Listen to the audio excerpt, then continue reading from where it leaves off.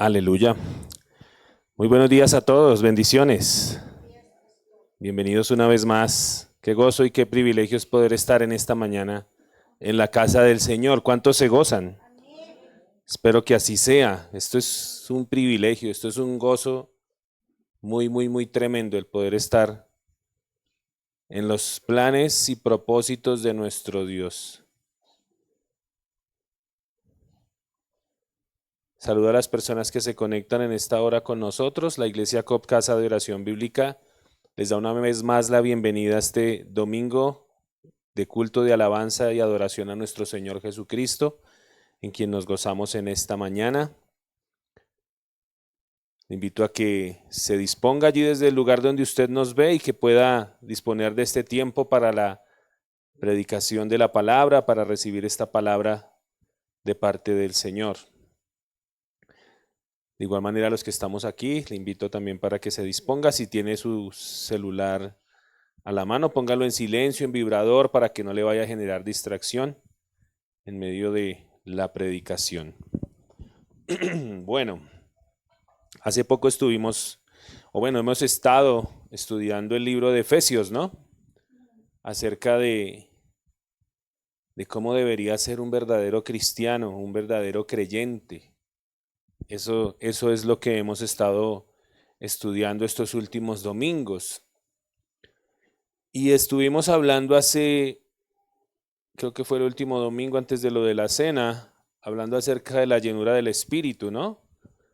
La llenura del Espíritu Santo, que es una característica de un verdadero creyente. Un verdadero creyente está lleno del Espíritu.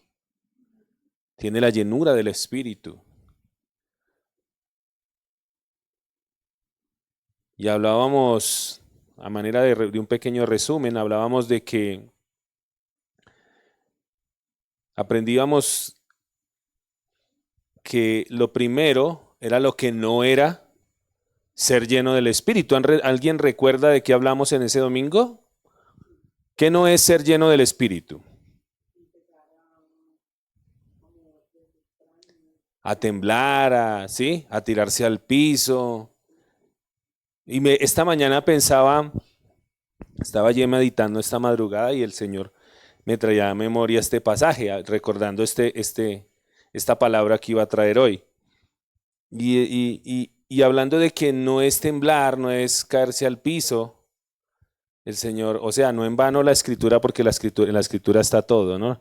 No en vano el Señor Jesús decía, ¿tú crees que Dios es uno? Bien haces. Los demonios también, ¿qué? Creen y tiemblan, ¿no?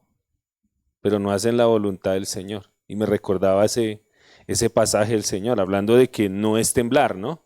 Los demonios también creen y tiemblan, o sea, pero ellos no hacen la voluntad del Señor. Amén. Y hablábamos de que el Espíritu Santo, ¿con qué trabaja el Espíritu Santo en nosotros? Con la palabra del Señor, o sea que poniéndolo de una manera práctica, como el Espíritu Santo usa la palabra, ¿qué sería ser llenos del Espíritu? Leyendo la Escritura. Ahí somos llenos del Espíritu. Meditando todos los días en la palabra, pero no solamente meditándola, ¿no? Sino poniéndola por obra, porque si no la letra es muerta. ¿Sí?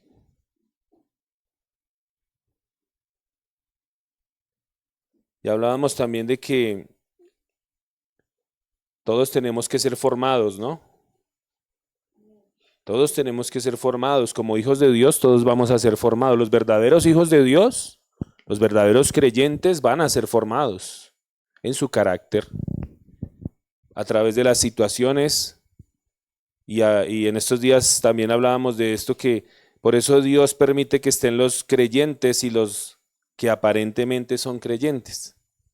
Los incrédulos y los verdaderos creyentes, porque Dios nos forma con los no creyentes, Dios nos forma con los incrédulos, Dios nos forma con esas personas difíciles que están a nuestro alrededor. Ahí Dios nos forma. ¿Y qué es lo que ve Dios? Dios ve es que como reaccionamos. ¿Y cómo debemos reaccionar tú y yo? Si por ejemplo, hay una persona difícil a tu alrededor, ¿no le han tocado personas difíciles? Ah, bueno, ¿cierto? ¿Y cómo espera Dios o cómo debe reaccionar un verdadero hijo de Dios? Con amor, con misericordia, con paciencia, con benignidad, con mansedumbre, con templanza, el fruto del Espíritu, ¿no? Ese es el fruto del Espíritu, que es el carácter de Cristo y es el fruto que tú y yo debemos dar a diario. Y es por eso que el Señor permite a veces que están esas personas difíciles a nuestro lado para que nosotros podamos dar evidencia de ese fruto. Amén. Y aprendíamos también que si tenemos que ser formados y enfrentar situaciones, ¿cómo vamos a tener sabiduría si no nos llenamos de su palabra? Porque es por medio de la palabra que el Señor nos da su sabiduría.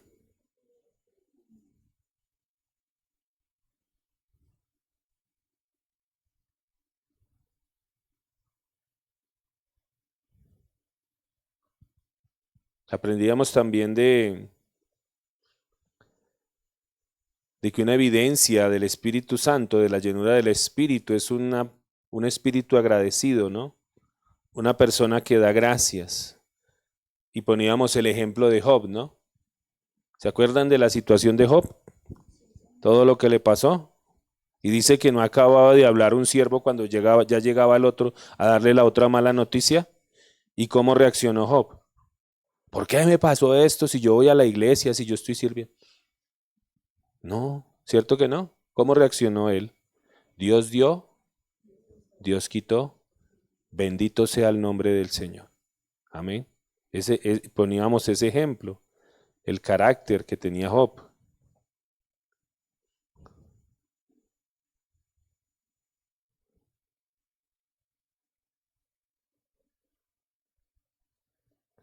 También aprendíamos que una persona llena del Espíritu o una persona llena de la palabra sabe que Dios está con nosotros solamente en los tiempos buenos, en todo tiempo.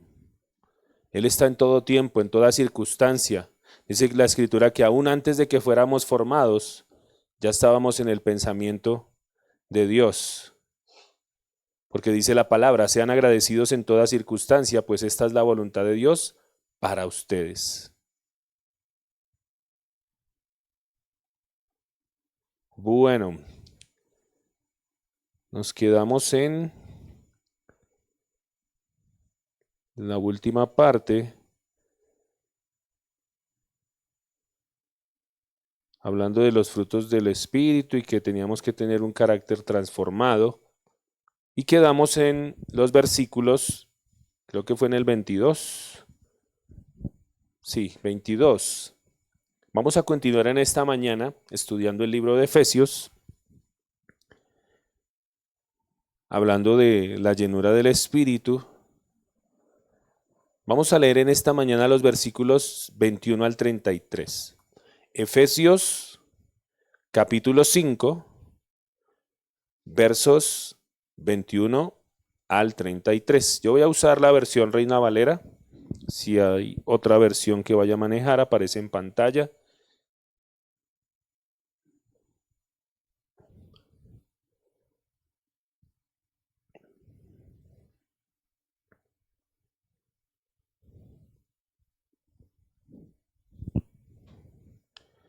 Dios tiene un plan. ¿Cuál es el plan de Dios? Unir todas las cosas en Cristo. Que todo quede unido a Cristo, que todo quede bajo la autoridad del Señor, que todo quede sujeto a Él, que Cristo gobierne sobre todo y sobre todos. Y ese plan de Dios se manifiesta o se expresa en la unidad de la iglesia.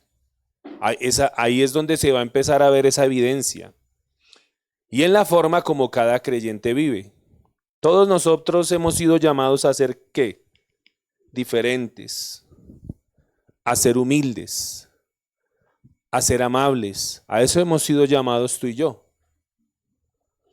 Hemos sido llamados a ser pacientes los unos con los otros, a tolerarnos nuestras faltas por amor y a mantener la unidad en el espíritu. hemos sido llamados a ya no vivir como los que no conocen a Dios, sino que hemos sido llamados a vivir de una manera diferente. Amén. Vamos a leer el pasaje. Dice la Escritura, Efesios capítulo 5, versículos 21 al 33.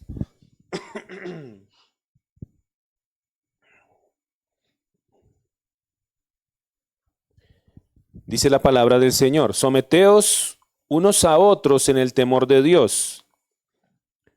Las casadas estén sujetas a sus propios maridos como al Señor, porque el marido es cabeza de la mujer, así como Cristo es la cabeza de la iglesia, la cual es su cuerpo, y Él es su Salvador. Así que, como la iglesia está sujeta a Cristo, así también las casadas lo estén a sus maridos en todo. Maridos, amad a vuestras mujeres, así como Cristo amó la iglesia y se entregó a sí mismo por ella, para santificarla, habiéndola purificado en el lavamiento del agua por la palabra, a fin de presentársela a sí misma como una iglesia gloriosa, que no tuviese mancha ni arruga ni cosa semejante, sino que fuese santa y sin mancha. Así también los maridos deben amar a sus mujeres como a sus mismos cuerpos. El que ama a su mujer, a sí mismo se ama, porque nadie aborreció jamás a su propia carne, sino que la sustenta y la cuida, como también Cristo a la iglesia. Porque somos miembros de su cuerpo, de su carne y de sus huesos. Por esto dejará el hombre a su padre y a su madre, y se unirá a su mujer, y los dos serán una sola carne. Grande es este misterio, mas yo os digo esto respecto de Cristo y de la iglesia. Por lo demás, cada uno de vosotros ame también a su mujer como a sí mismo, y la mujer respete a su marido. Amén. Vamos a orar y a poner este tiempo delante del Señor. Padre, te damos gracias una vez más por permitirnos adorarte, Señor. Y en esta mañana pedimos tu favor, Rey de Gloria. Pedimos tu favor para que sean abiertas las Escrituras delante de nuestros ojos, Señor.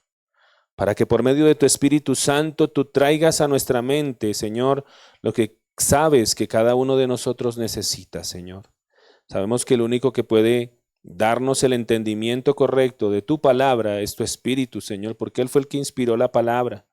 Por eso, Señor bendito, en esta mañana pedimos tu favor. Pedimos, Señor bendito, que hables a nuestras vidas, porque tú sabes lo que nosotros necesitamos.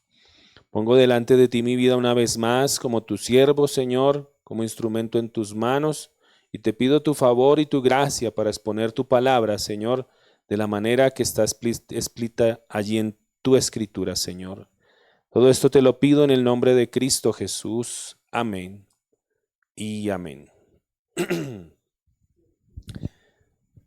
Para que nosotros podamos entender o podamos tener una buena comprensión de este pasaje que estamos leyendo, no debemos olvidar que esta carta, la carta de Efesios o la carta a los Efesios, está dividida en dos partes. La primera parte, que comprende el capítulo 1 hasta el capítulo 3:21, nos explica en detalle quiénes son y qué bendiciones reciben aquellos que están en Cristo. ¿Sí? Esa es la primera parte de esta carta. Gracias.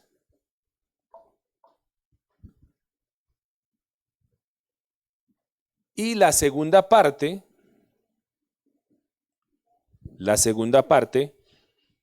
que comprende los capítulos 4 hasta el capítulo 6, versículo 20, nos muestra una serie de exhortaciones, es decir, las obligaciones, deberes o responsabilidades que todos tenemos o que todos aquellos que pertenecemos a Cristo debemos tener.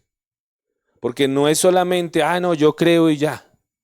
¿Sí? No, tan chévere, solo vengo a la iglesia, muy bonita la prédica, muy bonita la palabra, pero no tengo un compromiso, no tengo responsabilidades. Y de eso es lo que nos habla esta segunda parte que hemos estado estudiando del libro de los Efesios. Habla de tu responsabilidad. Diga conmigo, responsabilidad. ¿Eres responsable?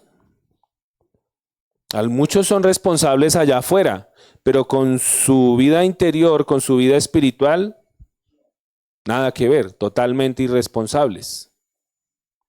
¿Cómo se ve eso? Porque no velan, no están mirando dentro de sí. Oiga, ¿cómo estoy hablando? Por ejemplo, ¿cómo debe ser el hablar de un cristiano? Según la Escritura, dice que todo el hombre debe ser pronto para escuchar y tardo para hablar y tardo para airarse, ¿cierto? O sea que cuando uno responde así todo desaforadamente, me saca la piedra y suelto todo eso que tengo ahí, ese no es el hablar de un cristiano, ¿cierto que no? De un verdadero cristiano, ¿no?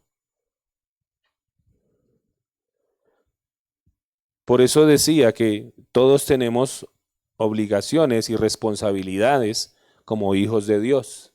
Y nuestro deber y nuestra responsabilidad de cada uno de nosotros es velar cómo estoy caminando yo en el Señor. Eso es responsabilidad de cada uno. La idea principal de este pasaje, el que estamos estudiando, la idea principal de este pasaje es la sujeción los unos a los otros. ¿Cómo estamos de sujeción? Silencio en la sala.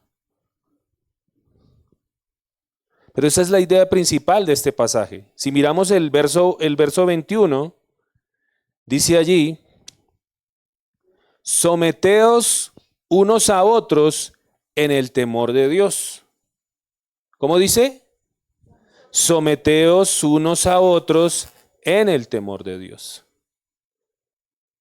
Al mandato de ser llenos del Espíritu, como estuvimos estudiando en la clase anterior, en la prédica anterior, que decía, no os embriaguéis con vino en lo cual hay que disolución, sino antes sed sobrios y sean llenos del Espíritu, ¿cierto? A ese mandato de ser llenos del Espíritu le sigue el mandato del sometimiento.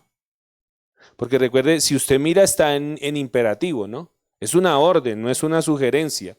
Cuando dice sean llenos del Espíritu, ¿es una sugerencia o es una orden? Y cuando dice sujétese, no sométase los unos a los otros, ¿es una sugerencia? Si quiere, si le parece, si amanece con ganas de sujetarse. Por ejemplo, ¿qué pasa cuando los niños amanecen sin ganas de sujetarse a los papás? Ah, no, y no tengo ganas.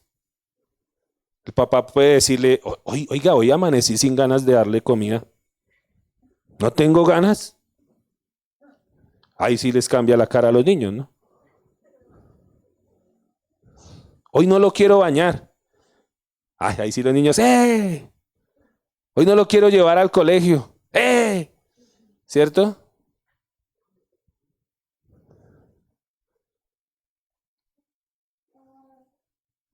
Esta palabra de someteos o de sujetarse, es la palabra griega hupotazo, con J y doble S al final. Hupotazo. Y esta palabra es un término militar que significa, atención, ordenar bajo o estar bajo autoridad, obedecer o estar sujeto. Eso quiere decir esa palabra de someterse. Significa eso. Y así pues, el sometimiento al que Pablo exhorta aquí a todos los creyentes es en sus relaciones mutuas o en sus relaciones convivenciales, entiéndase, relaciones de familia. Amén.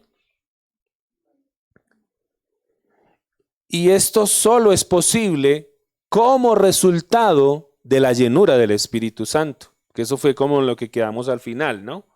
Que para que la familia funcione bien, ¿qué tiene que hacer? Ser llena del Espíritu, llenarse de la palabra. Para que la familia, para que el matrimonio funcione bien, ¿qué tiene que hacer? Llenarse del Espíritu. Esto quiere decir que cada uno tiene que hacer ¿qué? Su parte. Lo vimos allí, ¿no? Dice que las casadas estén ¿qué? Sujetas a sus maridos. ¿Qué dice a sus maridos? Amen a sus esposas. ¿Qué dice de los hijos? Obedezcan a sus padres, hónrenlos, porque tiene promesa, ¿cierto? Cada uno tiene que hacer su parte.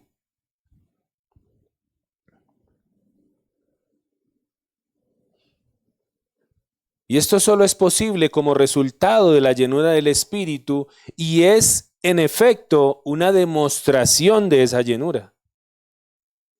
Por eso decíamos, hay gente que puede estar, usted puede venir aquí y temblar todo lo que quiera, caerse, pero salir de acá y no sujetarse, ser mal testimonio, y no sirve de nada. Este principio de estar sujetos, de someternos, lo vemos en muchos lugares de las Escrituras. Por ejemplo, en Primera de Pedro capítulo 2, en el versículo 13, Primera de Pedro capítulo 2, en el versículo 13, leo en Nueva Traducción Viviente. Primera de Pedro capítulo 2, versículo 13. ¿Lo tenemos?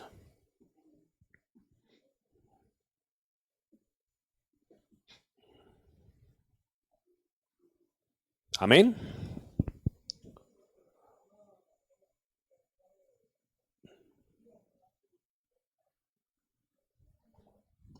Dice la palabra del Señor.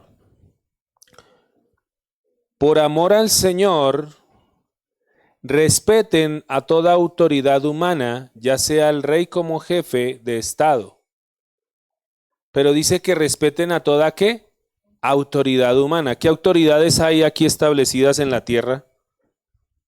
Por ejemplo, en el Estado, ¿qué autoridades hay? El gobierno, está que el presidente, los alcaldes, gobernantes, concejales, todo eso, están los policías, ¿sí? Todas las personas que están donde hay autoridad. Por ejemplo, cuando uno va a un restaurante o a una panadería y hay una autoridad, ¿sí o no?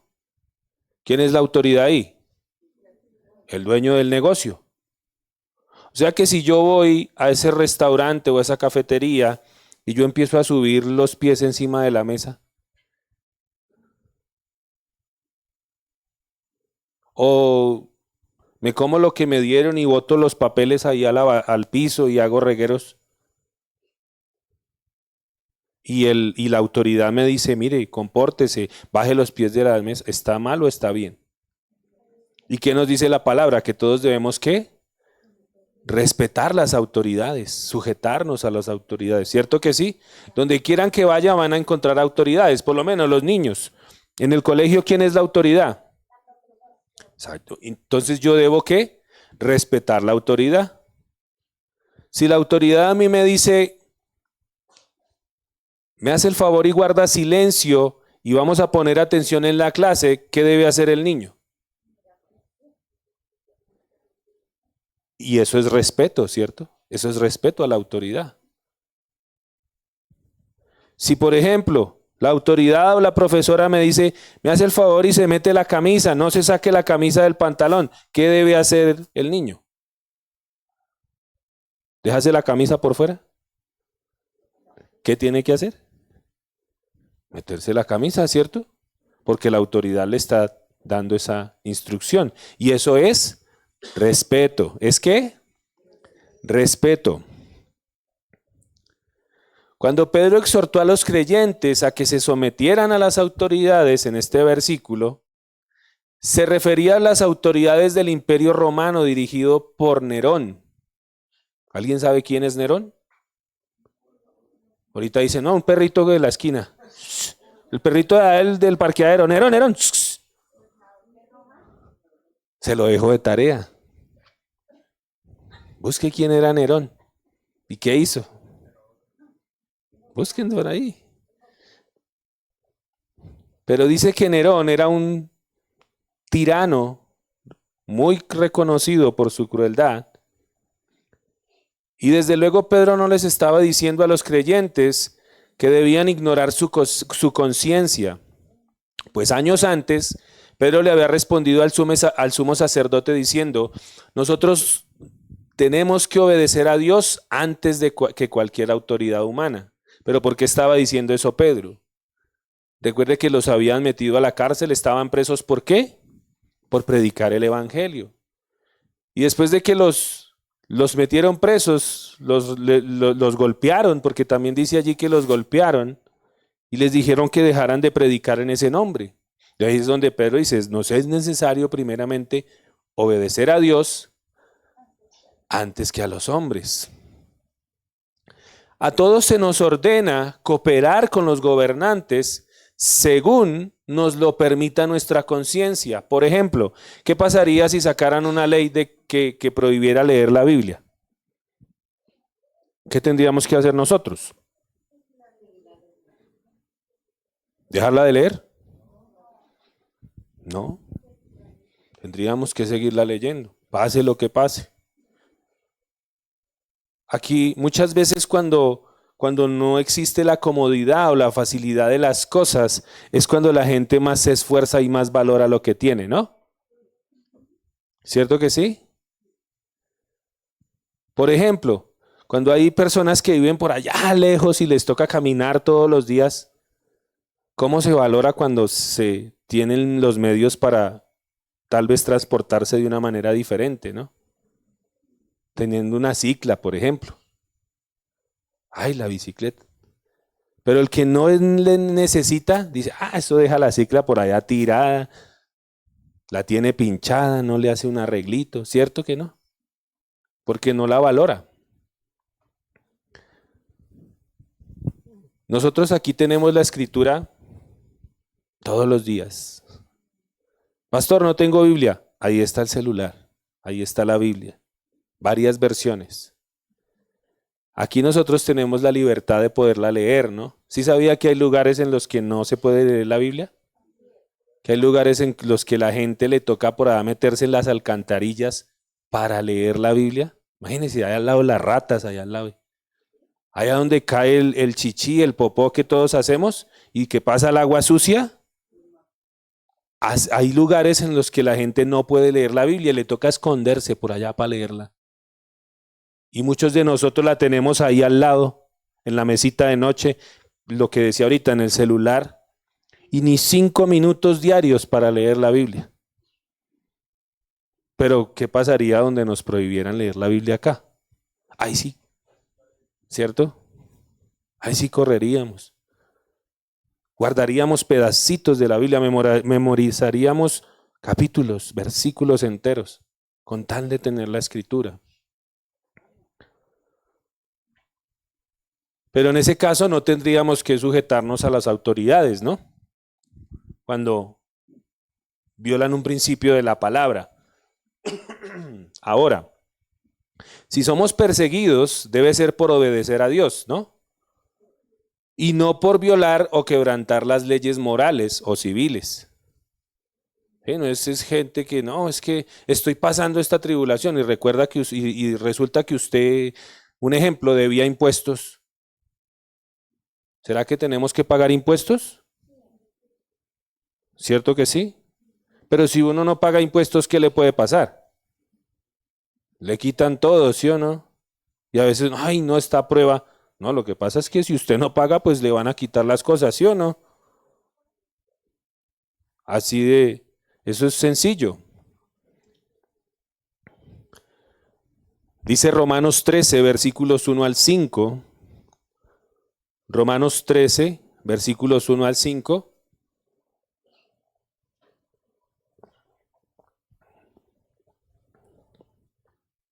Hablando del tema de las autoridades.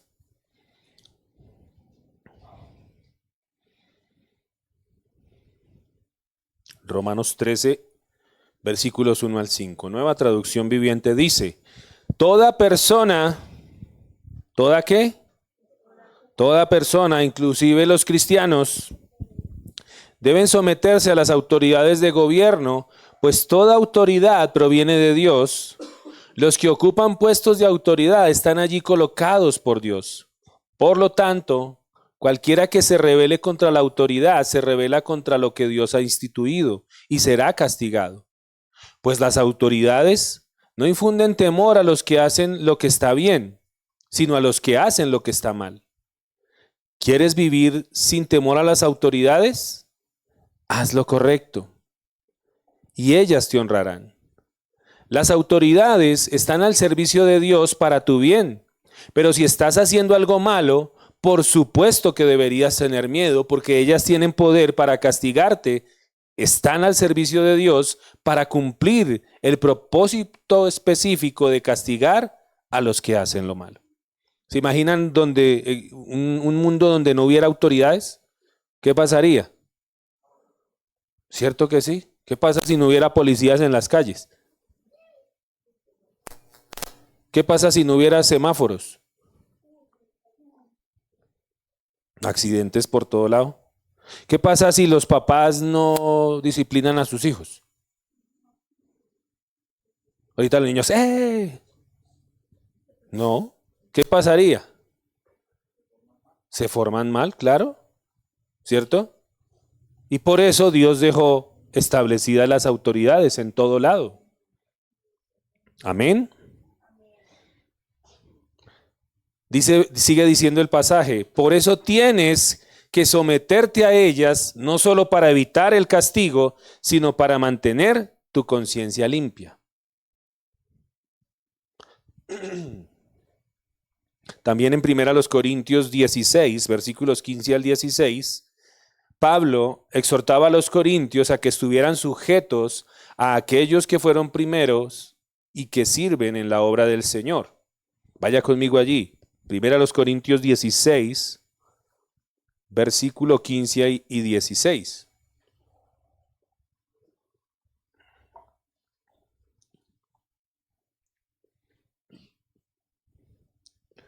Dice la palabra del Señor. Los exhorto, hermanos, ya conocen a los de la casa de Estéfanas, que fueron los primeros convertidos de Acaya y que se han dedicado al servicio de los santos. Que también ustedes estén en sujeción a los que son como ellos y a todo el que ayuda y trabaja en la obra. Los corintios debían tratar a esos hombres con respeto por su servicio al Señor. ¿Será que las personas que sirven en la iglesia merecen respeto? ¿Están prestando qué? Un servicio, pero merecen respeto. Otro pasaje, 1 de Tesalonicenses 5, versículos 12 al 13. 1 de Tesalonicenses, capítulo 5, versículos 12 al 13. Leo en traducción lenguaje actual. Dice la palabra del Señor. Hermanos, ¿dónde están los hermanos? Les rogamos que respeten a los líderes de la iglesia. Ellos se esfuerzan mucho para enseñarles a vivir su vida cristiana. Por eso, trátenlos con respeto y amor por todo lo que hacen y vivan en paz los unos con los otros. ¿Merecen respeto las autoridades en la iglesia? Y en 1 de Pedro, capítulo 5, versículo 5, hablándole a los jóvenes, ¿dónde están los jóvenes? Los jóvenes, dice aquí, 1 de Pedro 5:5, leo en versión Reina Valera. Igualmente, jóvenes, estad sujetos a los ancianos y todos sumisos unos a otros, revestidos de humildad, porque Dios resiste a los soberbios y da gracia a los humildes. Pero, ¿qué significa someteos unos a otros? ¿Qué quiere decir eso? ¿Qué quiere decir que nos sometamos unos a los otros? En resumen, es tomar la conducta que el mismo apóstol Pablo nos recomienda cuando dice en la palabra, les pido que vivan en armonía y que se amen unos a otros. Así me harán muy feliz. Pónganse de acuerdo en lo que piensan. Deseen las mismas cosas y no hagan nada por orgullo o solo por pelear. Al contrario, hagan todo con humildad y vean a los demás como mejores a ustedes mismos. Nadie busque el bien solo para sí mismo, sino para todos. Eso está en Filipenses 2, versículos 2 al 4. El someternos unos a otros es esa conducta que reflejan estos versículos. Pero ¿cómo se aplicaría esto en el contexto de la familia? Por ejemplo, ¿cómo se aplicaría esto en el concepto de la familia? Dice ahí la última parte del pasaje. Nadie busque el bien solo para sí mismo, sino ¿para quién? Para todos. En otra versión dice, no se preocupen solo por sus propios intereses, sino también por los de los demás. Pero aplicando esto a la familia, por ejemplo, el esposo debería buscar el bien de su esposa. La esposa debería buscar el bien de su esposo. Los hijos deberían buscar el bien de sus padres, ¿cierto? Eso significa estar sujetos los unos a los otros. El no preocuparme solamente por lo mío, sino también preocuparme por lo de los demás, las relaciones con mi prójimo. Amén. La enseñanza de la Biblia es muy clara al mostrarnos que el modelo por excelencia de esa forma de conducta, ¿quién es? Jesucristo. Él es el modelo por excelencia. Jesucristo, quien en su encarnación y su muerte se humilló a sí mismo a favor de cumplir el propósito de Dios. Y si lo miramos desde este punto de vista, someterse a otro o sujetarse es someterse a otro y ponerse humildemente al servicio de los demás. Eso es sujetarse.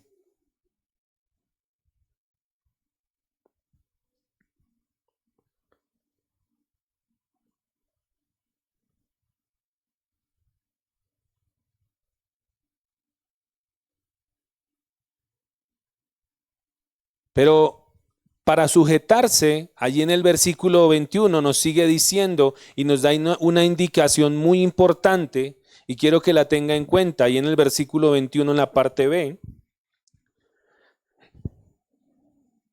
dice, someteos los unos a los otros, y ahí en esa parte dice, en el temor de Dios. Amén. Someternos los unos a los otros en el temor de Dios. Pero ¿qué significa o qué es tener temor de Dios? Para un no creyente, el temor de Dios es temer al juicio de Dios y la muerte eterna, la cual es la separación eterna de Dios. Ese es el temor de Dios que tienen los no creyentes. Ellos le tienen miedo es a eso, a la muerte, a estar separados de Dios eternamente. Dice Lucas 12:5, hablando Jesús, Lucas 12:5 dice, pero os enseñaré a quién debéis temer. Temed a aquel que después de haber quitado la vida, tiene poder de echar en el infierno. Sí os digo, a este temed. Y ese es el temor que tienen los incrédulos. No es más que ese temor, ese miedo, ese pavor, ese terror. Pero para un creyente, el temor de Dios es algo muy diferente. Para un creyente, el temor de Dios es esa conciencia, que tiene el creyente de que Dios está vivo. Y es esa conciencia de que Dios está en todo lugar. ¿Cuántos saben que Dios está en todo lugar? Dios está en todo lugar. Un atributo de Dios es que Él es omnipresente. ¿Qué quiere decir que es omnipresente? Que está en todo lugar. Todo lo ve, todo lo sabe. Dios está cuando los niños están allá solos en sus cuartos. Ahí está Dios observándolos. Dios está cuando el esposo o la esposa están solos allá o afuera en la calle. En todo lugar Dios está observando. Pero es esa conciencia de que Dios está presente en todo lugar y esa conciencia lleva al creyente a respetar y a honrar al Señor. Ese temor santo o ese temor de Dios proviene de Dios y capacita al hombre para reverenciar su autoridad y obedecer sus mandamientos y odiar y evitar toda forma de maldad. Dice Jeremías capítulo 32, versículo 39 al 41.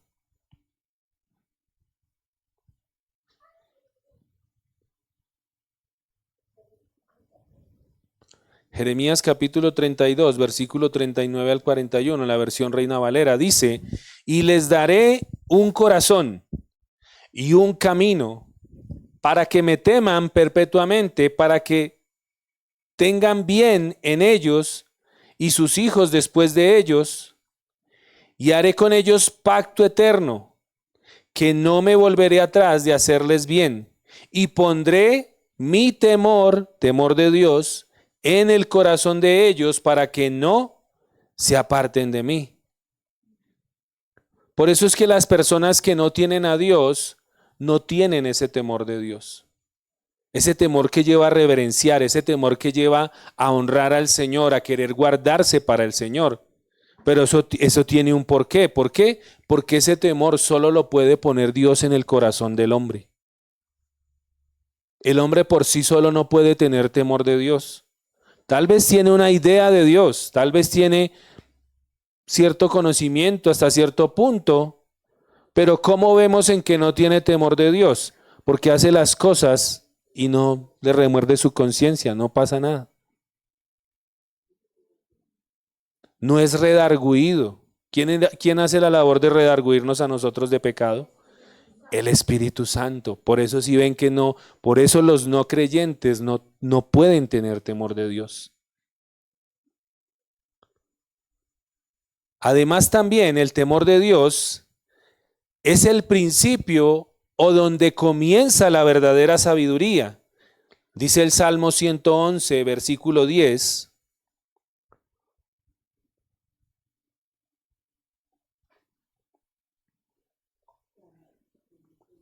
Salmo 111, el verso 10, leo en versión Palabra de Dios para Todos. Dice: la sabiduría comienza por respetar al Señor. ¿Dónde comienza la sabiduría?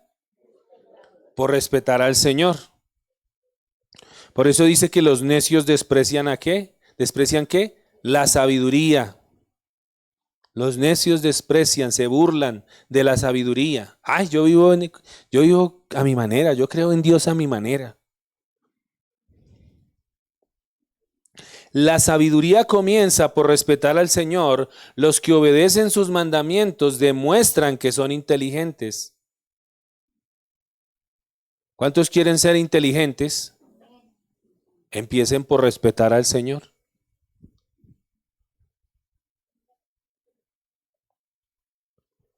El temor de Dios también es el secreto de la rectitud. Proverbios 8:13. El temor de Dios es el secreto de la rectitud. Proverbios capítulo 8, versículo 13, versión Palabra de Dios para Todos.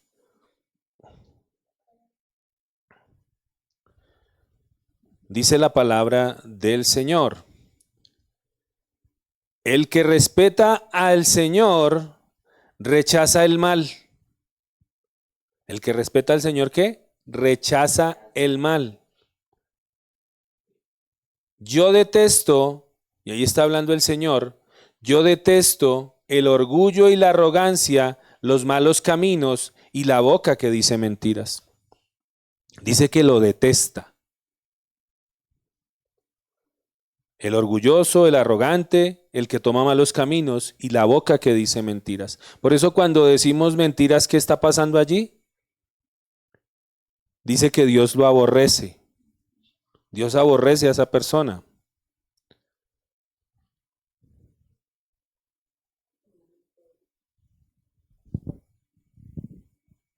Aquellos que tienen temor de Dios, esta es una característica de las personas en las que el Señor se deleita. O sea, Dios se deleita cuando una persona tiene temor de Dios, cuando una persona lo respeta. Dios se deleita con esa persona, con ese joven, con esa jovencita, con ese papá, con esa mamá, con ese niño. Dice el Salmo 147, 11. Salmo 147, 11, palabra de Dios para todos.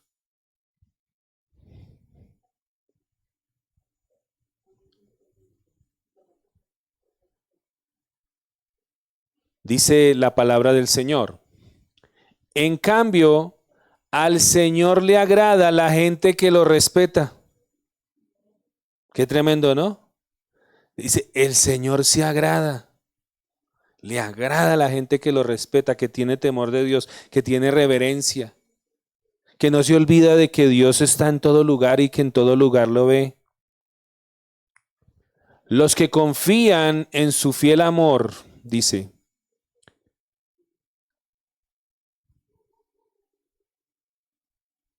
además también el temor de Dios es el deber total de toda persona aquí en la tierra. Ese es el deber de toda persona. Temor de Dios. Eclesiastés 12.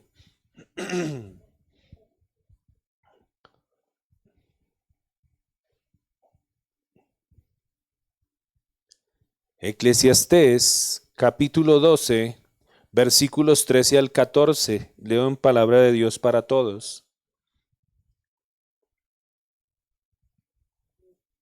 Eclesiastés 12, versículo 13 al 14 dice, ahora bien, ¿qué enseñanza se puede sacar de este libro cuando todo ya está dicho? Está hablando allí Salomón.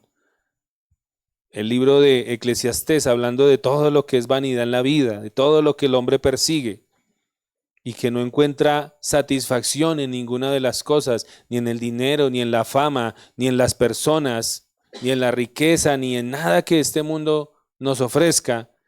Dice, ahora bien, ¿qué enseñanza se puede sacar de este libro cuando todo ya está dicho?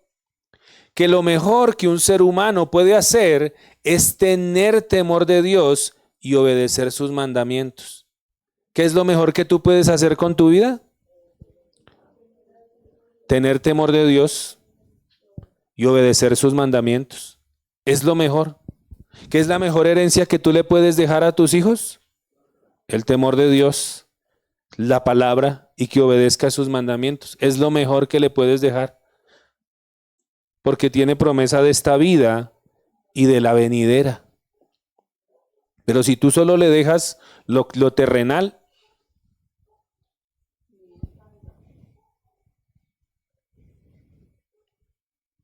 sigue diciendo ahí en el versículo 14, ¿por qué? Porque lo mejor para el ser humano es tener temor de Dios y obedecer sus mandamientos. Versículo 14, ahí mismo en Eclesiastés. Mire lo que dice. ¿Lo tienen? En el versículo 14 nos dice por qué, el porqué del tener temor de Dios. Dice, porque Dios conoce todo lo que hace la gente, lo bueno y lo malo, hasta lo más secreto, y Él será quien juzgue.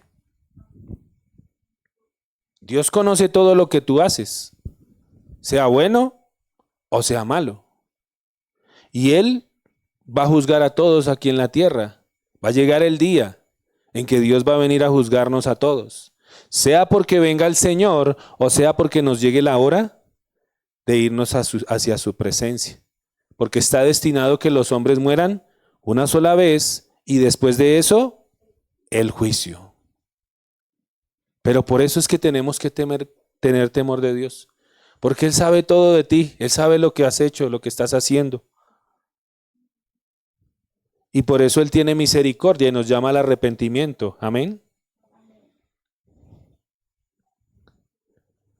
El temor de Dios es una característica que se encontraba en el Mesías, se encontraba en Jesús.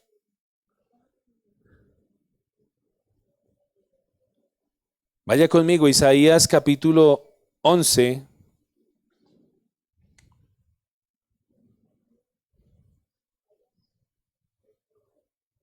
Isaías capítulo 11 en el versículo 2, versión Palabra de Dios para Todos.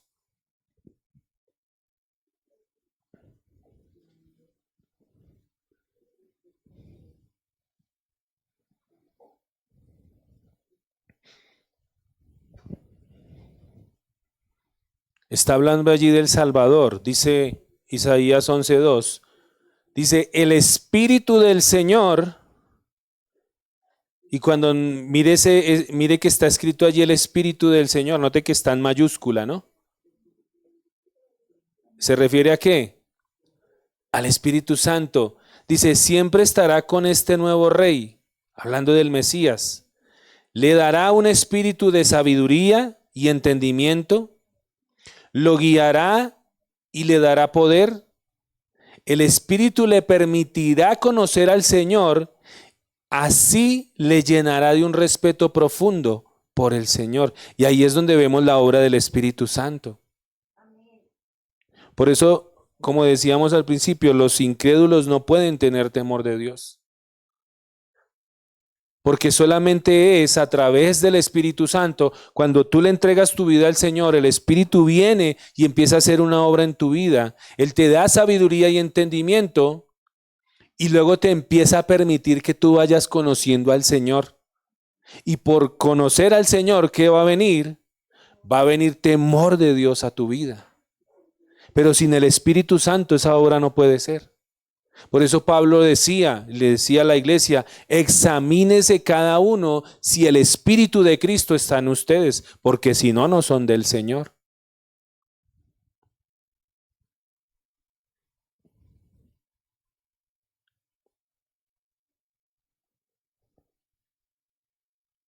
Tener temor de Dios significa tener una vida de obediencia, una vida activa a su voluntad revelada. ¿Cuál es la voluntad revelada para nosotros, la voluntad de Dios revelada? La palabra es la voluntad de Dios revelada. Esta es la voluntad de Dios para todo hombre, para toda mujer, para todo joven. Esta es la voluntad revelada. Él nos la dejó plasmada en la Escritura para que nosotros la conozcamos, la entendamos y para que la obedezcamos. Pero tener temor de Dios significa tener una obediencia activa a su voluntad revelada, a la palabra, y una devoción personal que va más allá del culto meramente de labios o la simple admiración. No basta con solamente decir, sí, yo creo en Jesús. No basta con solamente decir, yo voy a la iglesia. Yo me estoy congregando, yo leo la Biblia. Porque hay personas que leen Biblia.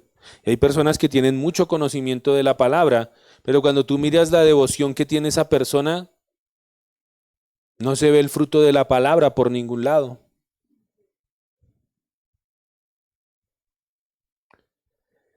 Es en el contexto, hablando del pasaje de Efesios, es en el contexto de este versículo 18 donde nos dice que seamos llenos del Espíritu y del versículo 21 que dice que nos sujetemos los unos a otros, pero en el temor del Señor.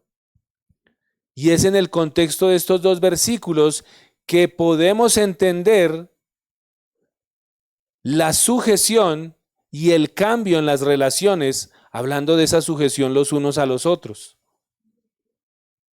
Porque solo cuando eres lleno del Espíritu, empiezas a caminar en el temor del Señor.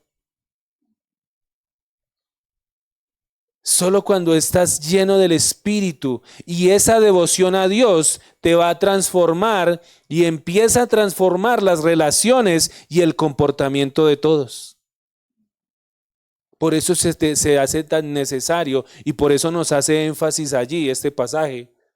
de que seamos llenos del Espíritu, en el temor del Señor, para que podamos sujetarnos los unos a los otros. Tú no puedes tener sumisión a otros si no tienes respeto y reverencia hacia el Señor. No lo vas a poder hacer. Por eso tú ves que la gente de afuera intenta hacer las cosas de Dios y no puede.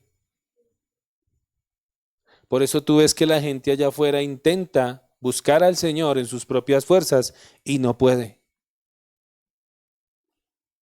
Y por eso en esta mañana yo te invito para que si tú ves que tu caminar con Dios no está bien, si tú ves que verdaderamente no te estás deleitando en el Señor, si tú ves que verdaderamente no tienes temor de Dios,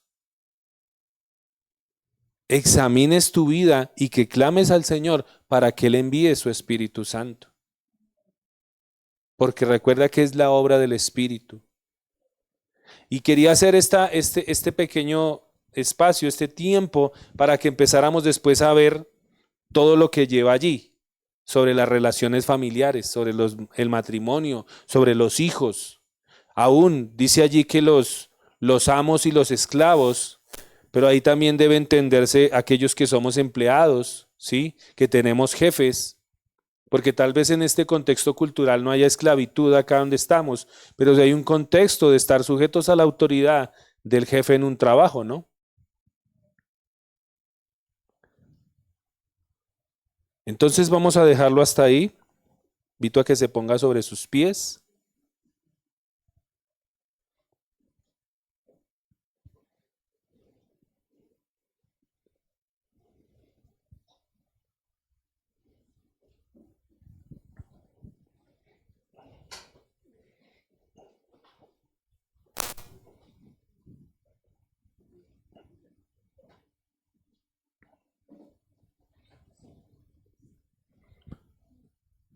Y si tal vez tú no entendías lo que es tener temor del Señor, yo creo que ya hoy te vas un poco más claro, ¿no? Y también te vas con un poco más claro de lo que es ser lleno del Espíritu. Pero necesitamos esa obra del Espíritu, necesitas esa obra del Espíritu. En tus propias fuerzas no vas a tener temor del Señor, en tus propias fuerzas no vas a mostrar el carácter de Cristo. Amén. Invito a que cierre allí sus ojos y hables allí con el Señor. Bendito Señor, una vez más te damos gracias, Padre de la gloria. Honramos y bendecimos tu santo nombre, Señor. Gracias te damos, amado Rey de Gloria, por la verdad de tu palabra, porque ya nos edifica, nos transforma, Señor, nos lleva a una nueva vida, Padre. Y es por eso, Señor, que en esta mañana, una vez más, nos presentamos delante de ti, reconociendo que no hay más verdad que tu palabra. Señor bendito, hoy te pedimos perdón, Rey de Gloria. Señor, si verdaderamente en nuestro corazón no ha habido ese temor hacia ti, esa reverencia. Si nuestro caminar contigo, Señor, se ha hecho vano, Padre eterno. Si ya no tenemos respeto por tu presencia, Señor, si ya no tenemos respeto por las cosas tuyas, Rey de Gloria, si ya hemos perdido esa conciencia de que tú estás en todo lugar, Señor, y que como dice tu palabra, tú amas la verdad en lo íntimo, Señor. Porque solamente aquel que es consciente de la presencia de Dios en todo lugar, solamente aquel que verdaderamente tiene temor de Dios, se va a comportar en verdad en lo íntimo. Solamente aquellos que somos conscientes de que Dios es todopoderoso, que conoce todo de nosotros y que un día vamos a ser juzgados, somos aquellos que verdaderamente vamos a honrarlo y a exaltarlo a Él y a buscar que todo lo que hagamos sea para su gloria. Habla allí con el Señor, habla tú mismo allí con el Señor. Dile con tus propias palabras, Padre, aquí estoy, Señor bendito. Aquí estoy y yo te pido perdón, Rey de Gloria. Te pido que me ayudes, Señor. Te pido que envíes tu Espíritu Santo para que hagas esa obra en mí, Señor, porque sé que en mis fuerzas no lo podré lograr. Porque sé que solamente tú puedes poner temor en mi corazón, solamente tú puedes darme una nueva vida, solamente tú puedes darme un nuevo corazón, Señor, para que yo camine en tus mandamientos. Solamente tú puedes hacerlo, Señor. Pero yo tengo que disponer mi vida, yo tengo que clamar a ti, Señor. Porque solamente por eso tu palabra dice, bienaventurados los pobres en espíritu. Bienaventurados los que reconocen su necesidad de Dios. Si tú no reconoces tu necesidad de Dios, Dios no va a hacer nada en tu vida. Por eso yo te invito para que con todo tu corazón le clames al Señor. Aprovecha esta oportunidad, aprovecha este momento y dile allí, Señor, haz tu obra en mi vida. Señor, hágase tu voluntad, Rey de Gloria. Que se haga tu voluntad y no la mía, Señor bendito, porque tu palabra me dice que tu voluntad es buena, agradable y perfecta. Lo mejor que te puede pasar a ti y a mí en nuestra vida es que estemos en la voluntad del Señor. Es lo mejor, es lo más seguro. Estamos en las mejores manos. Padre Santo, te damos gracias, Señor. Ayúdanos, bendito Rey de Gloria. Ayúdanos a meditar en esto, Señor.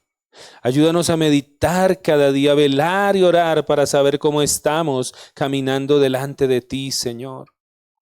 Que tu Espíritu Santo nos redarguya en todo lugar donde estemos, sin importar el lugar donde estemos, con quien estemos. Que tu Espíritu Santo nos redarguya, Señor bendito, por favor. No nos dejes hacer nuestra voluntad, Rey de Gloria. Hoy te lo pedimos y te damos gracias, bendito Señor. Te damos gracias, eterno Rey de Gloria. Honramos y bendecimos tu santo nombre. Todo honor y toda gloria te pertenece solo a ti. Gracias, Señor. Gracias, gracias, Señor. Aleluya. Aleluya. Le invito a que le dé un fuerte aplauso al Señor.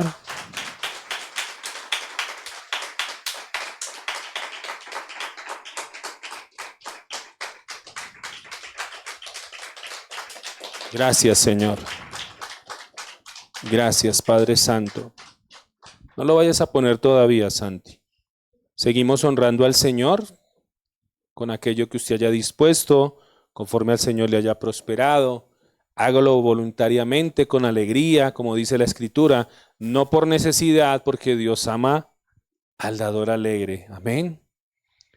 Y mientras usted pasa, les recuerdo nuestros servicios. No olvide, miércoles 7 de la noche, continuamos allí con el estudio bíblico de Mateo. Les invitamos a todos aquellos, no olviden disponerse para ser edificados y crecer en el Señor. Miércoles 7 de la noche. Los viernes, una vez más, continuamos con la reunión de maestras del bien. No olviden todos los viernes esas reuniones en línea.